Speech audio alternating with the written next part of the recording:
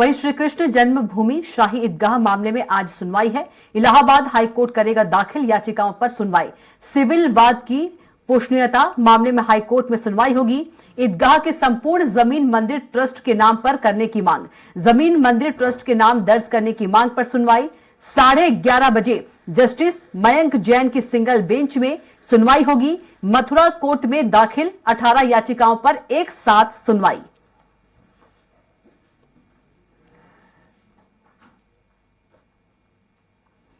श्री कृष्ण जन्मभूमि शाही ईदगाह मामले में आज सुनवाई है।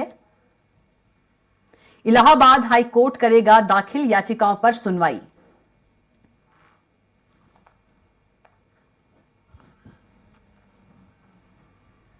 ईदगाह की जमीन मंदिर ट्रस्ट के नाम करने की मांग, मथुरा कोर्ट में दाखिल 18 याचिकाओं पर एक साथ सुनवाई आज। तो श्री कृष्ण जन्मभूमि शाही ईदगाह मामले में आज सुनवाई है।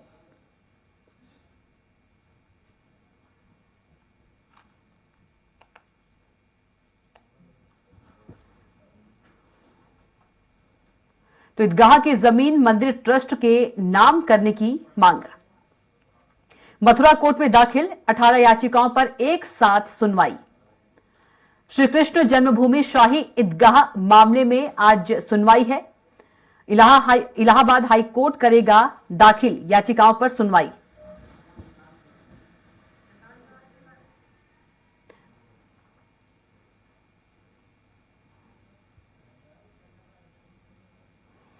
तो मथुरा कोर्ट में दाखिल 18 याचिकाओं पर एक साथ जनसुनवाई है। श्री कृष्ण जन्मभूमि शाही ईदगाह मामले में सुनवाई आज। इलाहाबाद हाई कोर्ट करेगा दाखिल याचिकाओं पर सुनवाई। तो आज का दिन बेहद खास है। श्री कृष्ण जन्मभूमि शाही ईदगाह मामले में आज सुनवाई है। मथुरा कोर्ट में दाखिल 18 याचिकाओं पर एक साथ जनसुनवाई। श्री कृष्ण जन्मभूमि शाही ईदगाह मामले में सुनवाई है आज। इलाहाबाद हाई कोर्ट करेगा दाखिल याचिकाओं पर सुनवाई। सिविल वाद की पोषणीयता मामले में हाई कोर्ट की सुनवाई होगी। ईदगाह की जमीन मंदिर ट्रस्ट के नाम करने की मांग, तो मथुरा कोर्ट में दाखिल 18 याचिकाओं पर एक साथ सुनवाई। श्री कृष्ण जन्मभूमि शाही ईदगाह मामले में सुनवाई आज।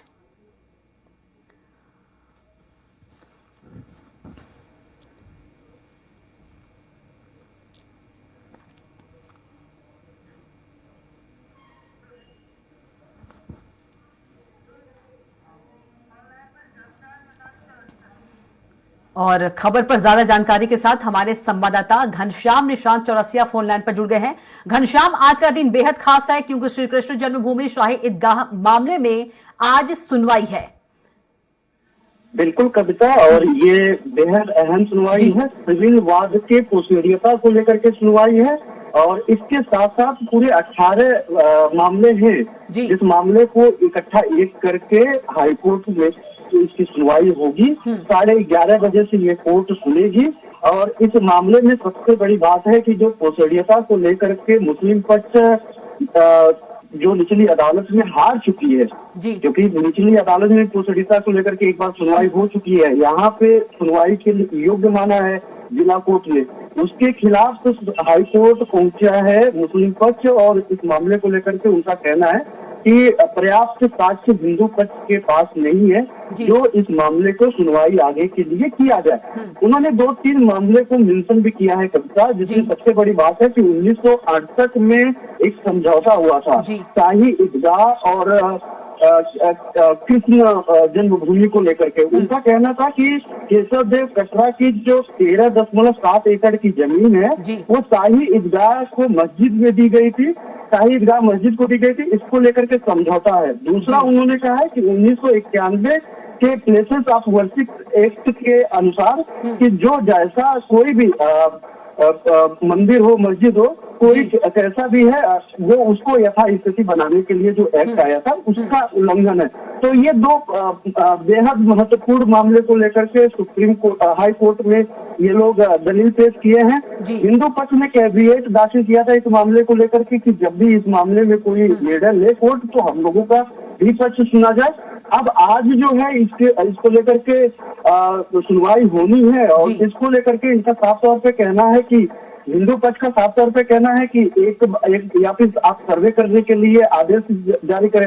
हालांकि हाई कोर्ट ने सर्वे कमीशन बनाया, एडवोकेट सर्वे कमीशन बनाया था जी। और 17 तारीख को इसको लेकर के हाई कोर्ट ने हाई कोर्ट के इस आदेश के खिलाफ सुप्रीम कोर्ट भी मुस्लिम पक्ष चला गया था, जिसके बाद मुस्लिम पक्ष की बात को सुनवाई करते हुए हाई कोर्ट कमीशन सर्वे पे सुप्रीम कोर्ट ने रोक लगा दी थी। उस पर तो रोक लगी हुई है, वहां पर भी सर्वे को लेकर के बहुत ठीक उसी प्रकार से जिस प्रकार से ज्ञानवापी का मामला चला, राम जन्मभूमि का मामला चला, ठीक उसी प्रकार से चला था। लेकिन इस मामले में मुस्लिम पक्ष थोड़ा सा जो 1968 में जो समझौता हुआ था हिंदू और मुस्लिम पक्ष के बीच में, उस समझौता पे मुस्लिम पक्ष कहीं न कहीं स्टैंड ले पा रहा था और इसी कारण वहां पे सुप्रीम कोर्ट ने इस पे रोक लगा दी थी। हालांकि उसने साफ तौर पे कहा था कि जो सिविल वाद है, जो प्रोसीडियता है और जो अन्य मामले हैं, वो मामले यथास्थिति चलते रहेंगे। मतलब ये सारे मामले हम सिर्फ एडवोकेट कमीशन सर्वे पर रोक लगा रहे हैं, ना कि इस मामले पे रोक लगा रहे हैं जिन मामले की निचली अदालत में सुनवाई हो रही है, चाहे वो हाई कोर्ट हो, चाहे वो निचली अदालत हो, जिला कोर्ट की अदालत हो।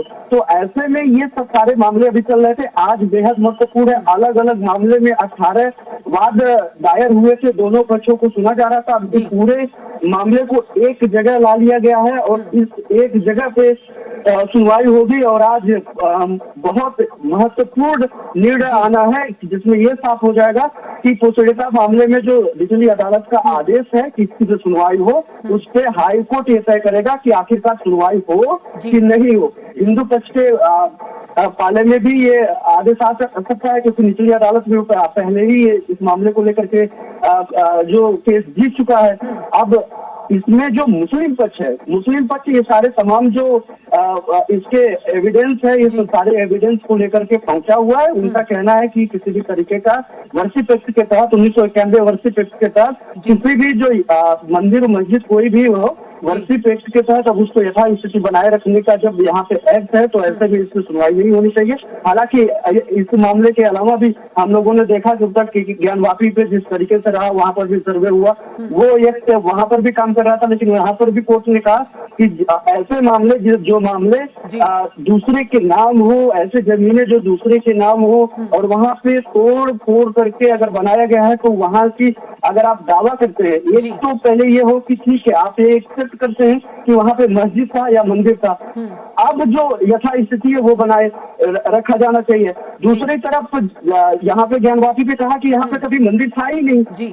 तब जब इसके तहत वहाँ पे सुनवाई शुरू हुई कि था कि नहीं था, अब वो साबित हो गया कि वहाँ पे एसआई सर्वे की रिपोर्ट में यहाँ वहाँ पे मंदिर था। ठीक वो प्रकार यहाँ पर भी उसी तरीके से मामला है। दर्शकों को ये जानना बेहद जरूरी है कि ठीक उसी प्रकार से मामला है, लेकिन जो 1968 है वो थोड़ा सा हिंदू पक्ष के लिए थोड़ा सा पेच है और अन्य मामलों से थोड़ा सा जो अलग बना रही है। और यही कारण है कि सुप्रीम कोर्ट ने मुस्लिम पक्ष का जो है साथ देते हुए उसके जो दलील है उसको मानते हुए उसने हाईकोर्ट कमीशन सर्वे जो होना था उस पर रोक लगा दी थी। तो आज बेहद महत्वपूर्ण है, सबका आज ये साफ हो जाएगा कि आखिरकार इस मामले को लेकर के हिंदू पक्ष क्या कुछ अपना दलील पेश करता है, मुस्लिम पक्ष जो अपना दलील पेश कर रहा है वो कितना उसके लिए बेहतर होगा और मुफीद होगा। आज ही इसको लेकर के सुनवाई है। जी बिल्कुल घनश्याम, तमाम जानकारी के लिए आपका बहुत ही धन्यवाद और बेहद अहम खबर है, खबर पर आप नजर बनाए रखिएगा।